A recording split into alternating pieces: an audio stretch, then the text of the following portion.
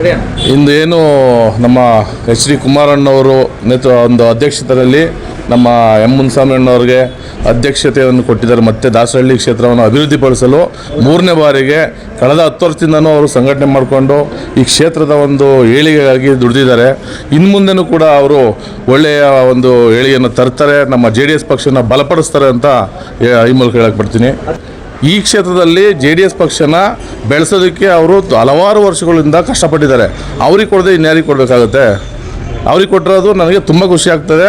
ಇನ್ನು ಮುಂದೆ ನಮ್ಮ JDS ಪಕ್ಷ ಈ ಬಾರಿ ಏನು ಹಿಂದೆ MLA ಎಲೆಕ್ಷನಲ್ಲಿ ಹಿಂದುಳಿದಿದ್ದೀವಿ, ಇನ್ನು ನೆಕ್ಸ್ಟ್ 28ಕ್ಕೆ ಈ ಕ್ಷೇತ್ರದಲ್ಲಿ JDS MLA ಇರ್ತಾರೆ ಅಂತ ಈ ಮೂಲಕ ಹೇಳಕ್ಕೆ ಇಷ್ಟಪಡ್ತೀನಿ. ಮುಂದೆ GBA ಚುನಾವಣೆ ಇದೆ ಮತ್ತು MLA ಚುನಾವಣೆ ಇದೆ. ಮುನ್ಸಾಮಣ್ಣರ ಅಧ್ಯಕ್ಷತೆಯಲ್ಲಿ JDS ಪಕ್ಷ ಅಧಿಕಾರಕ್ಕೆ ಬರುತ್ತೆ. ಈ ಭಾಗದಲ್ಲಿ ಭರವಸೆ ಇದೆಯಾ?